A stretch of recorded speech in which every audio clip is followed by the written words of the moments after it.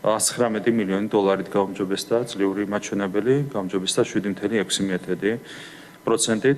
Რა თქმა უნდა, ეს არის მნიშვნელოვანი იმისათვის, რომ გაგრძელდეს ჩვენი ქვეყნის ეკონომიკური განვითარება. ქართული ოცნება კმაყოფილია, მაგრამ რიცხვები ასე საიმედოდ არ გამოიყურება. პირდაპირ უცხოური ინვესტიციები პანდემიამდელ ნიშნულსაც კი ვერ დაუბრუნდა. 2025 წელს $1.688 მილიონი ინვესტიცია გვაქვს. ეს იმაზე ოდნავ მეტია ვიდრე 2024-ში, თუმცა წინა წლებზე ბევრად ნაკლები.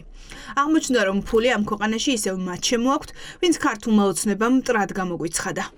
პირველ ადგილზე დიდი ბრიტანეთია. ოცნების ჩინოვნიკებისა და პროპაგანდისტული მედიის წინააღმდეგ სანქციების მთავარი შემოქმედი.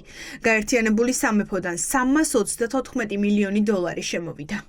სისტემურად ხდება ვაკვირდებით შემცირებას ინსტიტუციურ მორღვევას. ამ ყველაფერს აქვს თავისი ახსნა. ეს არის გაქისტოკრატიული მმართველობის შედეგი. ზრდა არ არის არაფერი, უკვე ციფრებშიც აღარ ჩანს, ეს არის რეინვესტირება. ის რაღაცა პატარა ნაწილი, რომელიც შეიფუთა ვითომ რომ რაღაცა არაბული და რაღაცა უძრავი ქონების ინვესტიციები. ეს არ არის ინვესტიცია. ეს არის ჩვეულებრივი უძრავი ქონების ბიზნესი. ის ინვესტიციები, რომელიც გახდა საძირკველი ამ ქვეყნის განვითარებისთვის, იყო მხოლოდ იმ ქვეყნებისგან, რომელიც ეს ხალხი რაღაც მტრად აცხადებს. ხო, ეს იყო დიდი ბრიტანეთის, ამერიკის, ევროპის ქვეყნები, შვეიცარია, ევროკავშირის წევრი ქვეყნები. არის ის იურისდიქციები და ის ჯანსაღი ეკონომიკის ბაზრები, საიდანაც ხდება მსხვილი კაპიტალის დაგროვება და შემოდინება. ინვესტორების ათეულში შეხვდებით ამერიკას, ნიდერლანდებს, ესპანეთს, გერმანიას, მაგრამ არა იმ ქვეყნებს, ვისაც იმედებს ქართული ოცნება ამყარებს. ჩინური ან არაბული ინვესტიცია არ ჩანს, მეტიც. არც ახალი ფული ჩანს. პირდაპირ უცხოური ინვესტიციებიდან 80%-ზე მეტი რეინვესტირება. ანუ საქართველოში დიდი ხნის წინ შემოსული კომპანიებისგან შემოდანილი თანხები. კარგი საინვესტიციო შედეგი იქნებოდა, პირდაპირ ინვესტიციის თვალსაზრისით იქნებოდა 7-10 მილიარდი დოლარი.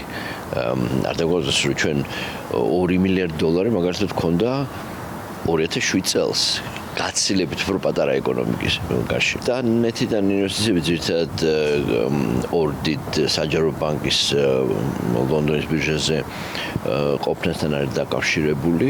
ჩინეთიც კი ერიდება თქო რა მართლა მატერიალური ინვესტიციების გაკეთებას. ყველას უნდა ინვესტიციების გაკეთება ესეთ ქვეყნებში, სადაც სასამართლოა და ადამიანის ბიზნესი დაცულია, ადამიანის უფლებები დაცულია. მათ შორის დიქტატორებსაც. უცხოელი ბიზნესმენი, რომ საქართველოში ფულის ჩადებით დაინტერესდეს, ამისთვის მინიმუმ კარგი საინვესტიციო გარემო უნდა ეგულებოდეს. თუ დასჭირდება სამართალი რომ იპოვოს. ეს დიდი ხანია გამოწვევად იქცა. ეკონომისტები ფიქრობენ, რომ ქვეყანა სტაგნაციაშია და ინერციით მოძრაობს. ინვესტიციებში დიდი წილი უკვე არსებულ ბიზნესს, საფინანსო და უძრავი ქონების სექტორებს უჭირავს. მეოთხე კვარტალშიც რო შევხედოთ, წინა წლის მეოთხე კვარტალთან შედარებით 2.3%-იანი კლება ფიქსირდება. რაც გვაქვს ინვესტიცია, აქედან ძალიან დიდი ნაწილი არის რეინვესტირება. ანუ ახალი ფული ქვეყანაში პრაქტიკულად არ შემოსულა და ეს ახალი არ არის, ეს ქრონიკული პრობლემა არის ჩვენი ინვესტიციების და ძალიან კარგად მეტყველებს ქვეყნის საინვესტიციო კლიმატზე ის გარემოება, რომ რაღაცა ერთ არაბული ინვესტიციას შეხურებს მთელი მთავრობა და ამაზე ამყარებს მთელ იმედებს. 2025 წელს, როცა ემირატების პრეზიდენტს ბიზინა ივანიშვილი შეხვდა, გვითხრეს, რომ ინვესტიციებზე აღარ უნდა გვედარდა, რადგან მალე არნახულ 6 მილიარდს მივიღებდით. Eagle Hills-ის წილი არ ვიცით. 2025 წელს ჯამში ემირატებიდან მშენებლობაში $15 მილიონი ჩაიდო. ეს ზღვაში წვეთია იმ მიწების ფასთან და რესურსთან, რაც საქართველომ უკვე გაიღო Eagle Hills-ისთვის. არის ჩვეულებრივი ტყუილის ბუშტი, რომელიც ჩვენ არ ვიცით სად არის და როგორ არის. 6.6 მილიარდიდან ეს კაპიკებიც არ არის. ჩვეულებრივი თაღლითური სქემა, რომელშიც სამწუხაროდ გარეულია სახელმწიფო. ანუ სახელმწიფო არის 33%-იანი წილის ფლობელი, სახელმწიფო გახდა დეველოპერი, არა ინვესტორი და ეს ინვესტიცია ბჭყალებში საერთო არაფერი აქვს ამას კლასიკურ ინვესტიციასთან. არის პროპაგანდა, რომ უცხოური ინვესტიციები ცოტა და აგერ ბევრი უცხოური ინვესტიცია შემოვიდა.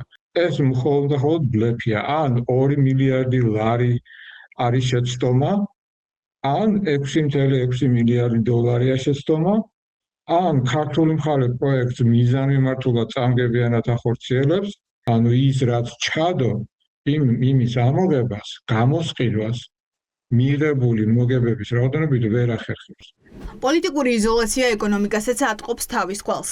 დასავლეთთან გაფუჭებული ურთიერთობის ფონზე ინვესტიციების ზრდის ნაცვლად სულ უფრო იკლებს მრეწველობაში, ვაჭრობაში, განათლებასა და სოფლის მეურნეობაში.